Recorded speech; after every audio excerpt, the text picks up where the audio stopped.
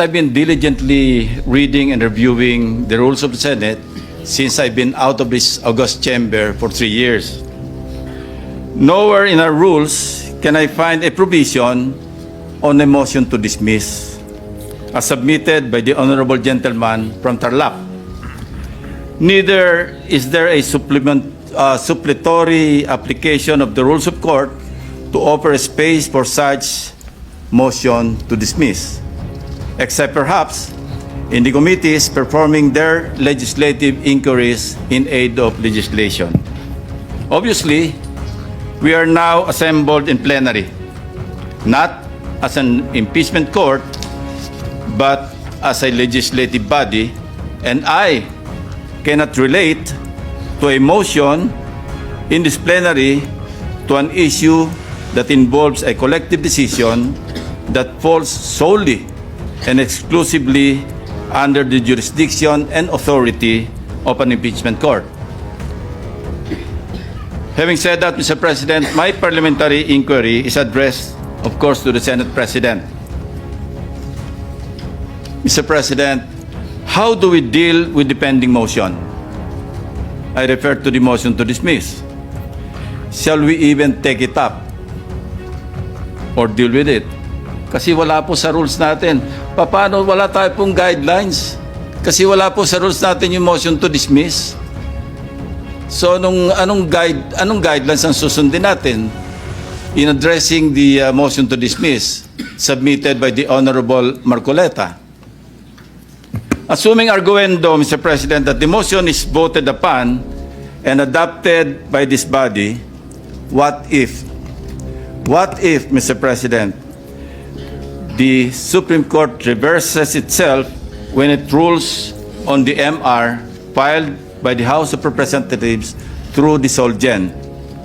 Shall we also backtrack and reverse ourselves in dismissing the impeachment case? I pose that question, Mr. President. Thank you.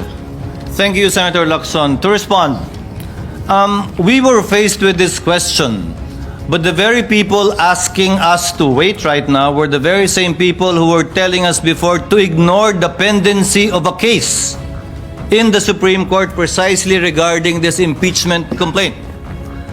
They were egging the Senate, even if we were on recess, to precisely proceed with the trial in spite and despite the pendency of cases in the Supreme Court. And the chair, with an abundance of caution, same with us good senator right now, decided to afford the Supreme Court time during the recess to decide on the matter. And when they did not, the Senate, in accordance with its duty, convened the impeachment court when we resumed session, given that we cannot conduct impeachment proceedings that have not yet begun yet during the recess. To answer the query with respect to motion to dismiss, this was actually done, although not via a motion to dismiss, but a motion to archive in relation to the impeachment complaints of then President Estrada and Ombudsman Gutierrez. In fact, in the case of Ombudsman Gutierrez, it was our distinguished Minority Floor Leader himself, acting as Majority Leader, I believe, who moved that the case be archived, given the resignation of then Ombudsman Gutierrez for being moot. In the case of President Estrada, the case was likewise archived for being functus officio, given that EDSA DOS happened and a new president was sworn into office.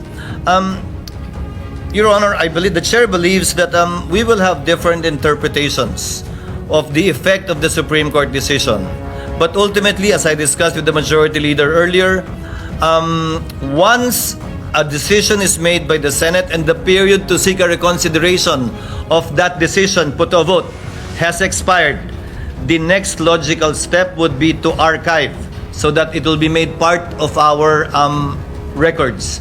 It is the position of the chair, subject to the wisdom of the plenary, Your Honor, that given the Supreme Court decision that the Senate never acquired jurisdiction over it, that the proceedings and the articles of impeachment were null and void ab initio. indeed, there might not even be anything to dismiss, and the procedure would be more properly to archive, similar to what we have done in the past, so that these proceedings will still be made part of the Senate's records. But we will cross that bridge once we put it to a vote, Mr. President. I go Your back Honor. to my previous question, Mr. President. Anong gagawin natin sa motion to dismiss? How do we deal with it? May We I are in answer, plenary Mr. as a legislative body. We're not an impeachment court. So yun ang tanong ko po, Mr. President. Yun ang essence ng aking parliamentary inquiry.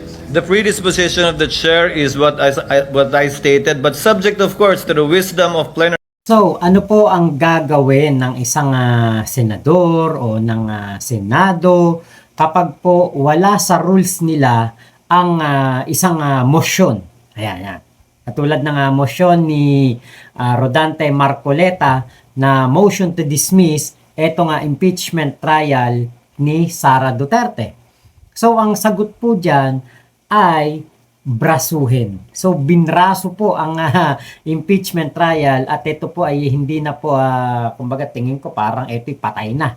Ito'y hindi na matutuloy at hindi na po magkakaroon ulit ng pagkakataon na dinggin pa ito. In-archive na kasi. So, sabi ni Tito Soto, kapag ito daw po in-archive, para na rin pinatay daw po ang impeachment trial. So, nag-convene ang Senado bilang impeachment court pero hindi po nila ito tinapo. Sayang yung mga gown, sayang yung mga toga nila. Magkano kaya nagastos doon sa toga na yun? Sayang, 1 beses lang nasuot. Pero anyway, alam nyo, yun talaga numbers game, di ba? Ang Senado, pag sila ay naging impeachment court, numbers game. So, tingin ko, kahit din matuloy itong impeachment trial ni Sara Duterte ngayong taon na ito, numbers game, talagang matatalo pa din ang, kumbaga, prosecution. Matatalo pa din ang House of Representatives, matatalo pa rin ang taong bayan, matatalo pa din ang budget, at matatalo pa din po ang mga Pilipino na nagbabayad ng kanilang mga tax kasi po hindi po magkakaroon ng hustisya ang ating budget na nawala noong panahon ng panunungkulan ni Sara Duterte bilang DepEd Secretary. So, marami po ang nangangantyaw na mga DDS na iyak daw, iyakan daw ang mga pro-BBM, mga pro-government, iyakan daw, ganyan.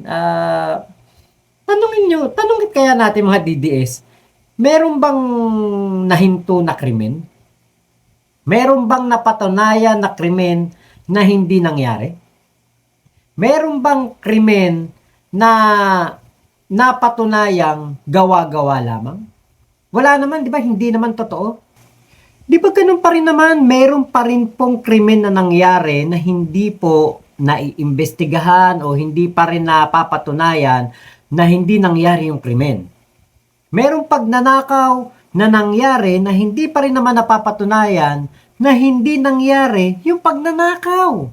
Di ba? Ito panoorin nyo itong video ni Banat Bay na tukmol talaga alam nyo, sa totoo lang, sabi ko, nung napanood ko itong video na ito, napakabobo talaga ni Banat Bay. Sobrang bobo.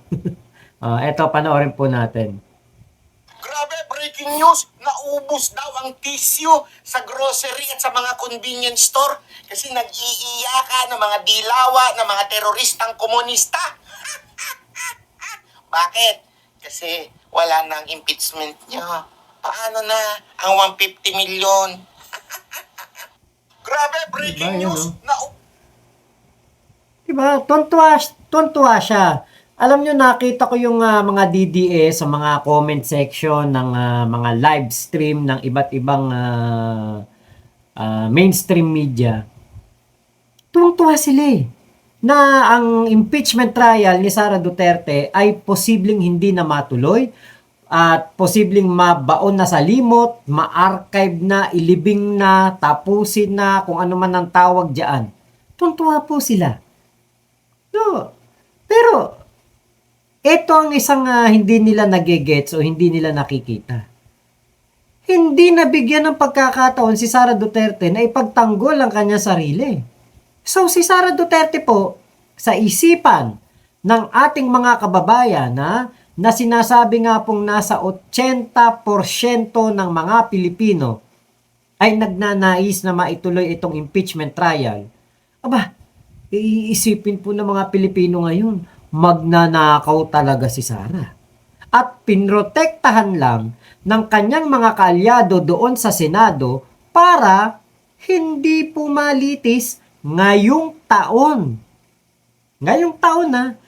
So, sa susunod na taon po, February 2026, pwede na ulit magsampa ng impeachment complaint. So, ano ba ang naging achievement ng mga DDS ngayon? Na-delay lang yung impeachment. Diba? Ewan ko bakit tuwang-tuwa si Banat Bay. Alam niyo yung matuwa ka sa napakaliit na maaring pabor na pangyayari sa inyo, yan po yung isang sign na makitid ang utak at bobo si Banat Bay. Pero mo magsaya ka sa isang bagay na ilang buwan lang ay posible na umusbong ulit ang problema ni Sara Duterte at matuloy po ang impeachment complaint.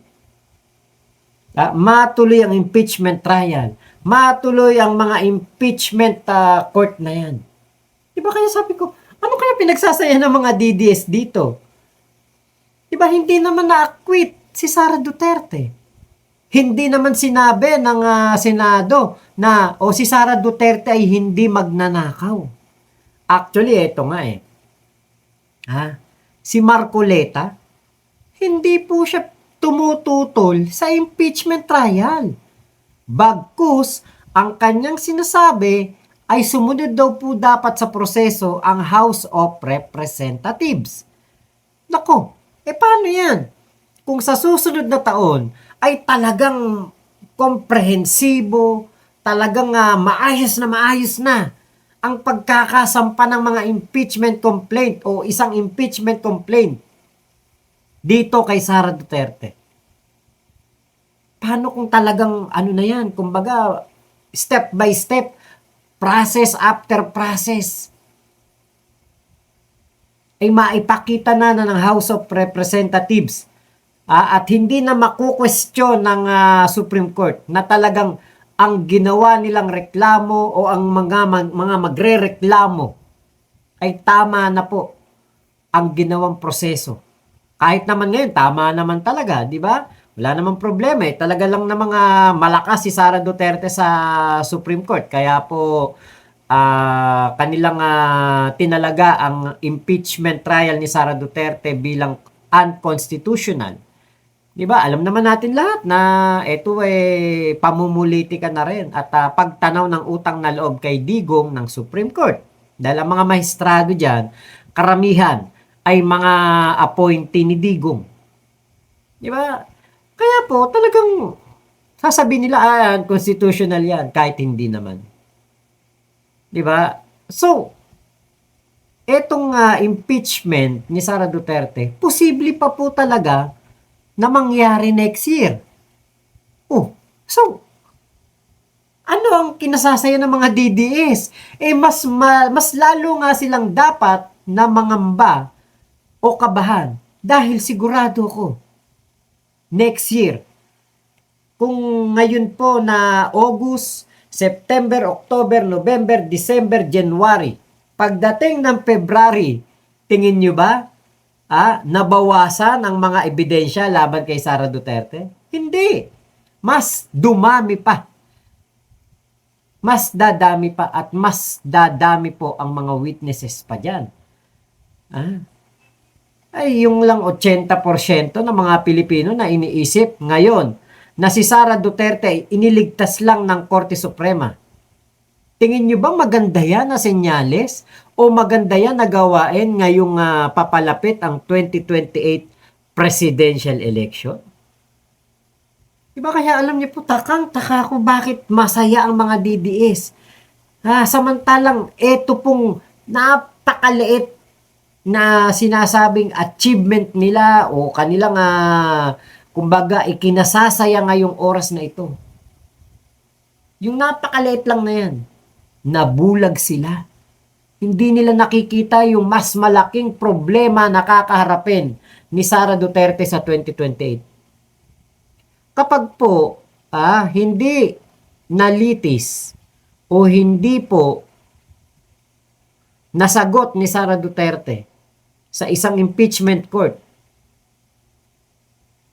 ang paglustay niya ng pera na walang kapararakan, ang paggamit niya sa mga pangalan na mga fictitious para lamang makakubra ng pera.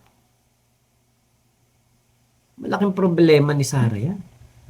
Posibleng ito po ang maging dahilan ng ikasisira ni Sara para sa 2028. Bakit? Kasi madaling talakayin to eh.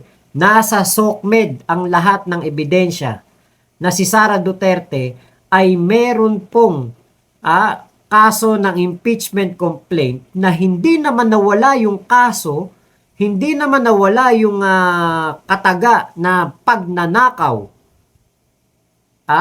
pagmamanipula ng mga budget. Diba? Hindi naman nawala yun eh. Yung paglalagay ng limpak-limpak na salapi sa duffel bag, sa gym bag, papunta sa sa opisina ng DepEd Secretary. Hindi naman po nawala yun eh. Diba? Kaya sabi ko, naku, ang bobobo nito mga DDS. Talaga palang ganyan sila. Small achievement, big celebration sa kanila yan. Pero hindi nila nakikita ang napakalaking problema na kakaharapin ni Sara sa susunod na taon. Kung sakaling mayroon pong magpasa ng impeachment complaint na naman. 'Di ba? Katulad nito, kung ang magiging grounds ay yung kanyang pagbabanta sa buhay ng ating Pangulong Bongbong Marcos. 'Di ba? Hindi naman nawala yun eh. Habang buhay na nating makikita hanggat merong blow up, hanggat merong YouTube, makikita at makikita na natin palagi yan. Dadaan palagi sa ating mga wall, sa ating mga news feed, na etong si Sara Duterte makikita sa video, minumura si PBBM, binabantaan ng buhay. Hindi po mawawala yan. Kaya wala pong panalo dito si Sara. Kaya hindi matuloy ang impeachment complaint, ang impeachment trial, ang impeachment court, mag-convene ang Senado as impeachment court. Kahit hindi po matuloy yan sa 2026, kahit matapos ni Sara ang kanyang termino hanggang 2028, lagi pong magtatanong ang mga Pilipino, sino si Mary Grace Piatos? Saan napunta ang budget ng mga ahensya, katulad ng OBP at ng DepEd? Saan napunta ang budget na hindi na ipaliwanag ni Sara Duterte habang buhay siyang tatanungin at lilibakin dahil po sa paglustay sa pera ng bayan, na wala pong hindi maipaliwanag. Alam nyo, meron pang isang hindi maipaliwanag dyan. 5.9 billion sa pakain lamang sa mga estudyante. Tapos yung mga pakain sa estudyante like the Nutriban, may amag. Yung juice o yung parang gatas, parang ano ba tatak nun? Parang chocolate ba yung dating uso na nasa garapon? Expired. 5.9 billion ginastos dyan ng DepEd. Hindi malaman kung kung sino yung mga pinalamon ng na yan, ng budget na yan, 5.9 billion. Expired yung mga tinapay, expired yung mga pagkain, pero binayaran ng 5.9 billion. Nagka-problema daw sa logistic. 'Di ba? Kaya wala pong naipanalo dito si Sara, wala. Na-delay lang. Pero sigurado ako, lalong gagalingan po ang mga impeachment complaint kung meron man kung 7 ulit o 8, 9, 10. Pagbubutihin na nila yan. Isa lang ang makakalusot. Kung isa lang ang makalusot, sige. 'Di ba? Kung talagang makapasa yan sa Senado at maging impeachment trial yan. Yan lang po na isang kaso na yan. Makonvict si Sara. 'Di ba? Wala pong dapat ikasaya dito ang mga DDS. Malaki po ang talo nila dito. Lalo na yung 80% ng mga Pilipino na hinahanap kung sino si Mary Grace Piatos. So wala po kayo talaga dapat ipagsaya. Mga bobo po talaga kayo, mga DDEBs, Dutae, DD shit. Lahat po ng mga sumusuporta kay Digong, bobo. Nagsaya sa nangyari sa impeachment hearing o impeachment deliberation sa Senado. Pero hindi nila naisip, si Digong hanggang ngayon nabubulok dun sa ICC. At hindi ma-impeach si Sara. Bulok si Digong sa ICC. Yun ang tandaan ninyo.